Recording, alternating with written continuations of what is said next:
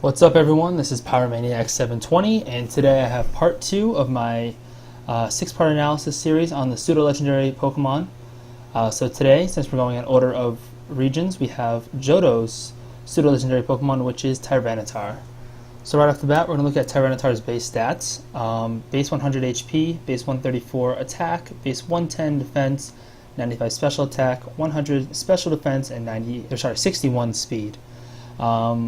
Tyranitar stats look fairly similar to Dragonite's, both at the base 134 attack.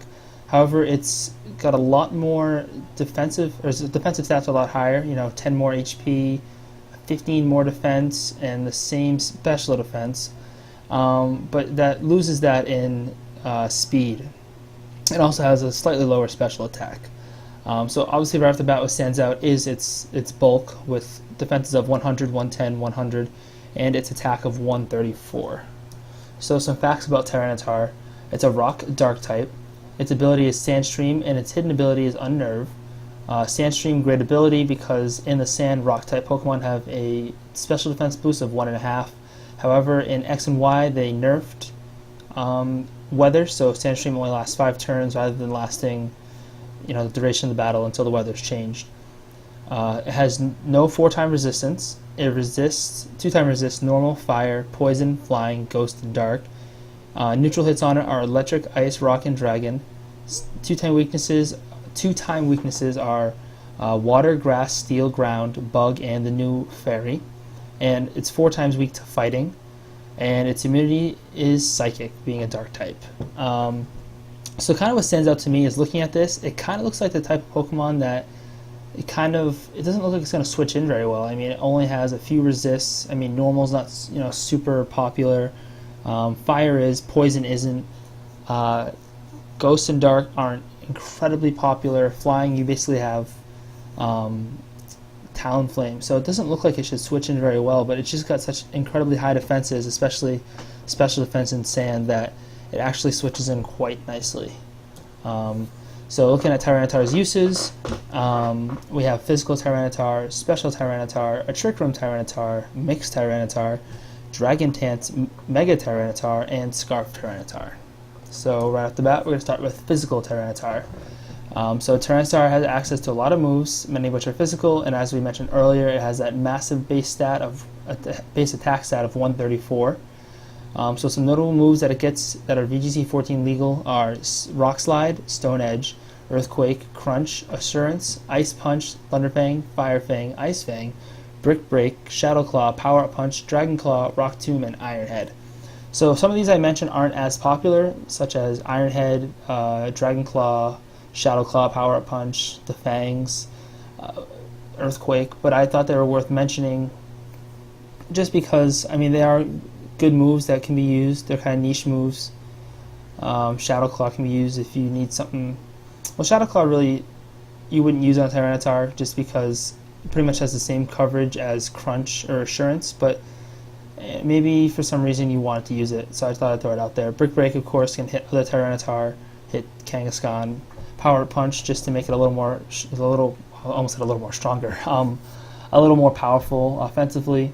Dragon Claw to hit those pesky dragons, but of course, a big move that Tyranitar gained in VGC 14 is Ice Punch, which it already had via Black and White move tutors. However, Ice Punch became legal because it was given away in an event. So now Ice Punch Tyranitar is legal, but you can only get it from a special Japanese event. However, Soul Survivor, Judy Azzarelli, second place at Worlds, used an Ice Punch Tyranitar. I believe he scarfed it as well. So we'll move on to Special Tyranitar. Like many of the pseudo-legendaries, Tyranitar also has a very usable special attack stat. It's very respectable, 95. Not overpowering, but certainly something that is usable. And many people do opt to go special just because of all the Intimidates and Burns that are around to hinder things like Garchomp and Mega Kangaskhan. So it does have a very diverse move pool, much like Dragonite did.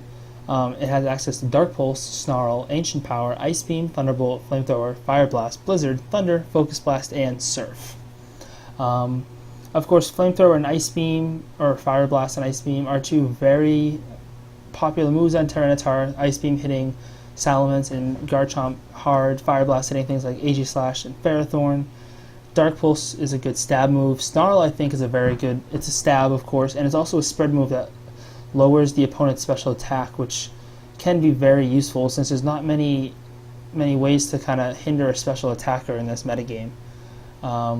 Focus Blast and Surf, I don't think I've ever seen Surf on a Tyranitar. Focus Blast I've seen maybe once, but I just thought they'd throw them out there because they're options. And of course, the more popular option is going Mixed Tyranitar, just because Tyranitar's strongest stab move, special rock stab move, would be Ancient Power, which only has 60 power, so a lot of people would prefer to opt for Rock Slide and then maybe run Dark Pulse or Ice Beam / Flamethrower. A lot of people also run natures that will hinder its speed rather than its attack or special attack to really maximize Tyranitar's ability to hit hard as a mixed attacker.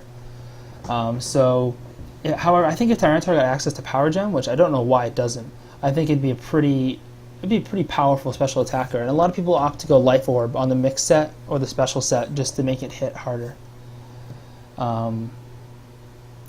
So next we have Trick Room Tyranitar. So Tyranitar has, as we mentioned, base 61 speed, which is pretty low.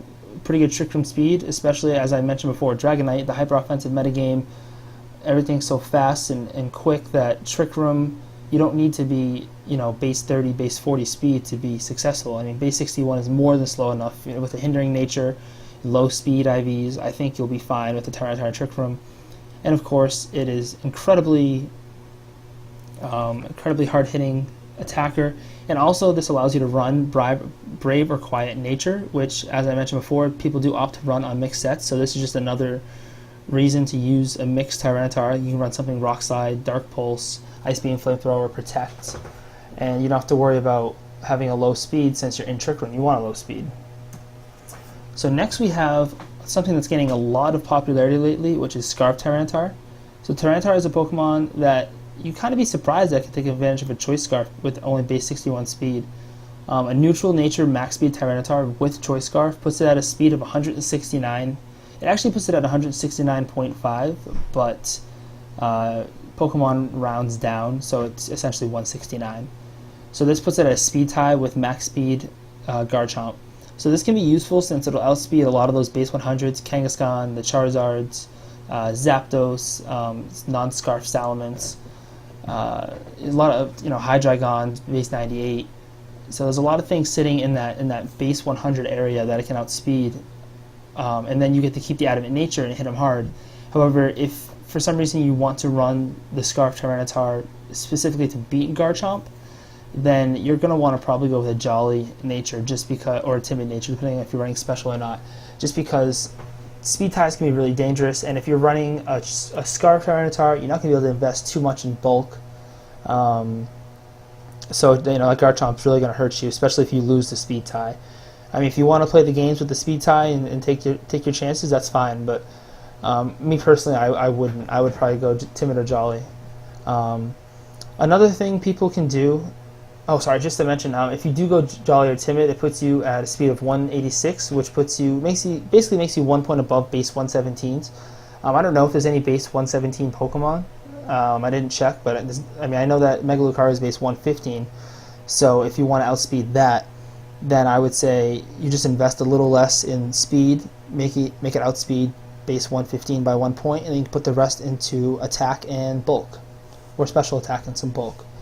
Because bulk never hurts. So another option for Scarf Tyranitar is you can use Rock Tomb, which is stab and also lowers the opponent's accuracy. Actually lowers its speed by 1 stage, which is a great form of speed control. It can force switches, or it can just make Tyranitar or make your other Pokemon faster than whatever's out there. So I want to look at Mega Tyranitar, since the next way of using Tyranitar is we're going to look at its Mega form.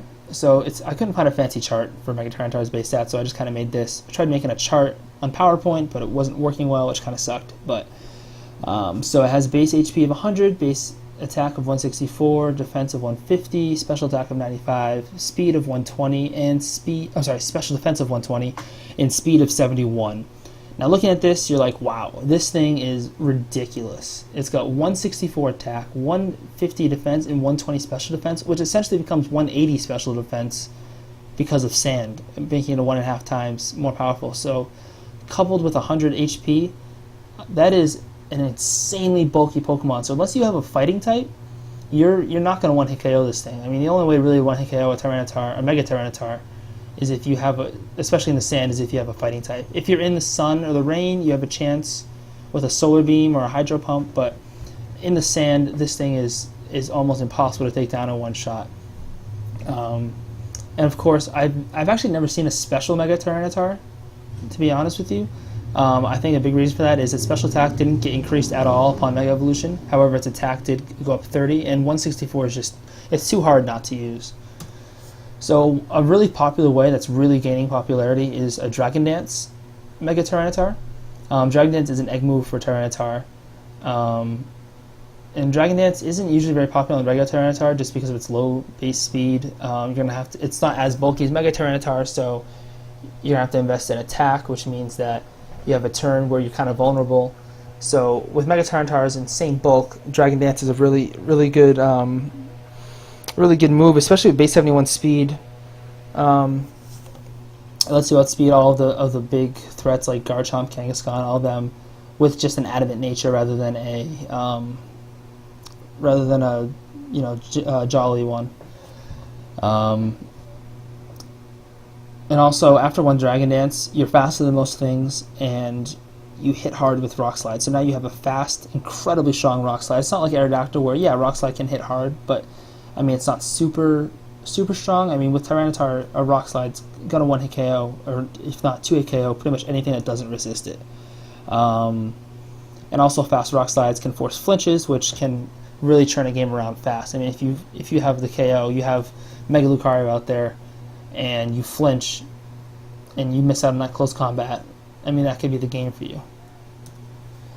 So, some item choices for Tyranitar. I looked at sweepercalc.com. If you want to see usage stats on any of your favorite Pokemon, just Google sweepercalc usage stats and click on VGC. And they also have the other tiers, OU, UU, doubles, anything like that.